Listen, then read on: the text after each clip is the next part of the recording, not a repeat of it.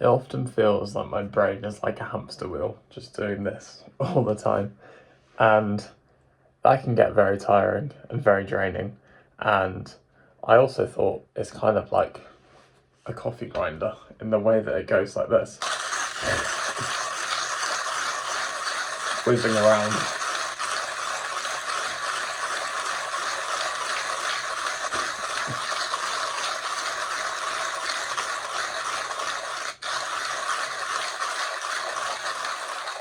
Okay, that demonstration was longer than expected,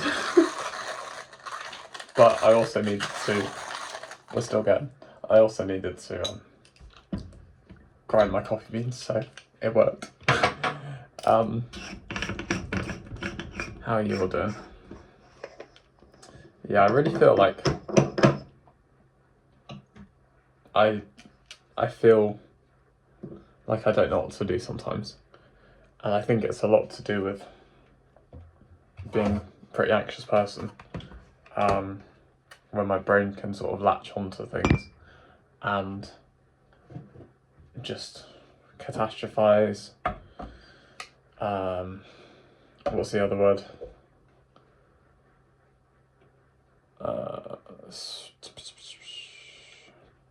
I've forgotten. But it doesn't really matter. I think, yeah, see, even now I'm kind of thinking about what that word is. But yeah, I think I don't even know what I'm saying.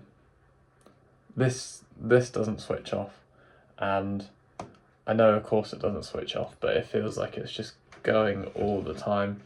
And when I want to relax, it's almost like my mind won't let me, and then in some ways I won't let myself relax.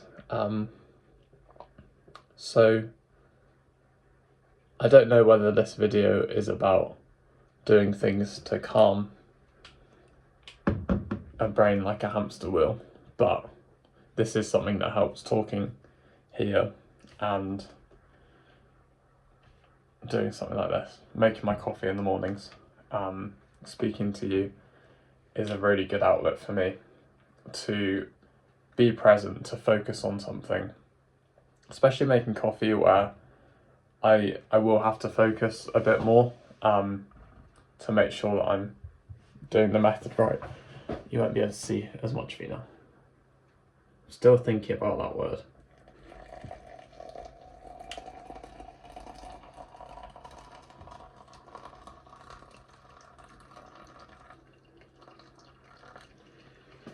What is it? Oh well. Doesn't really matter. Okay, I'll put that there. Yeah.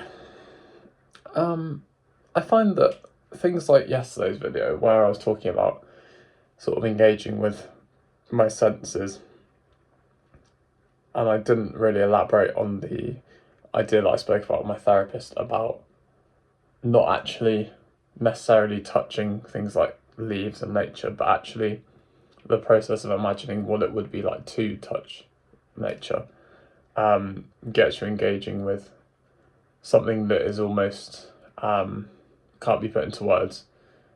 It can be, but it can be quite difficult, and it can take a bit more of a cognitive turn. But actually just getting a sense of what things feel like in your hand, and the texture, the, you know, how cold it is or warm it is, all these kind of things.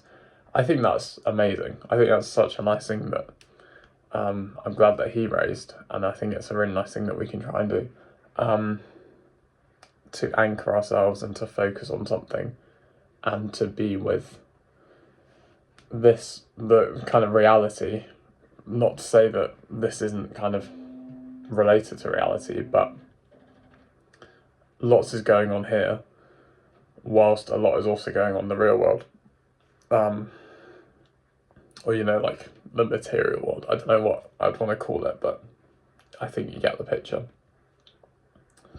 Yeah, I don't really know where I was going with this video. I had some plans, but it's more just exploring that idea of having a brain that doesn't switch off, and maybe some of you can relate to that for whatever reason. it might, yeah, no, I'm not gonna make assumptions. That's not really what this is about. I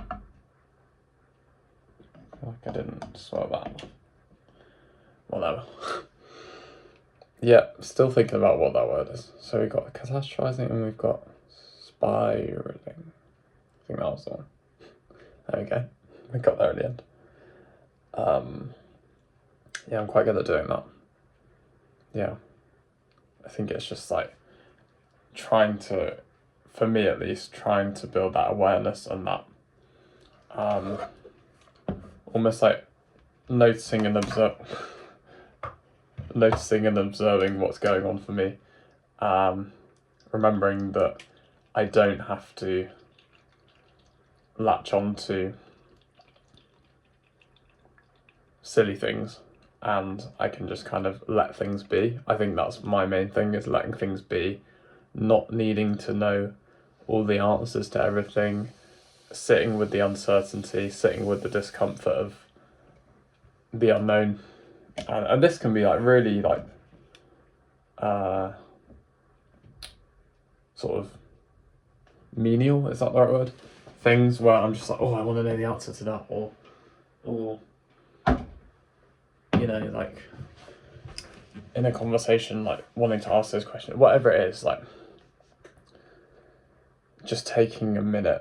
I feel like I'm a very patient person, or quite a patient person, but when it comes to like needing to get out the kind of tension almost that this anxiety creates for me, to resolve it, and sometimes I can't self-regulate and do that myself. So that's something that I'm really practicing on doing, and I think I'm a lot better with, is being able to hold and contain what's going on up here, and then oftentimes if it's something that's not really that important, I'll give it enough time and I'll realise, yeah, I've been able to sit with that. It's not been comfortable, but I've allowed it to pass, where it doesn't hold that same weight for me and it doesn't feel as heavy.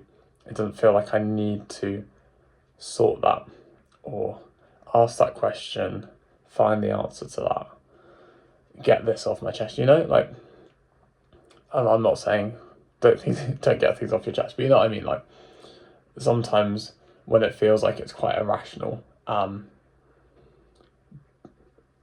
with a bit of time and with the kind of grounding ourselves in the present, I think that can bring in that rational, that kind of, I don't want to say like irrational, but you know, just kind of working through it and regulating ourselves. I don't know, sort of just riffing in this video. Let me know your thoughts on this, but with all of that, I've noticed that I've sort of made this and it's just kind of happened. And I think that is a case of me focusing on what I'm saying and talking about. And I just I know that I've been doing the process, but as it sits right here, my AeroPress coffee, I'm like, how did you get there?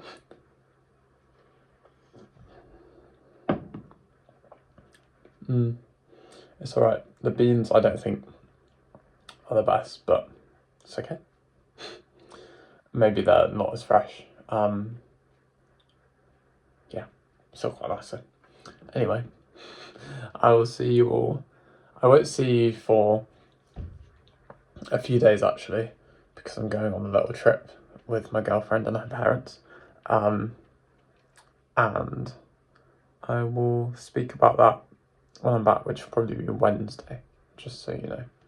But I hope you have a lovely few days. Be kind to yourselves, be kind to others, and take care. Thank you for watching.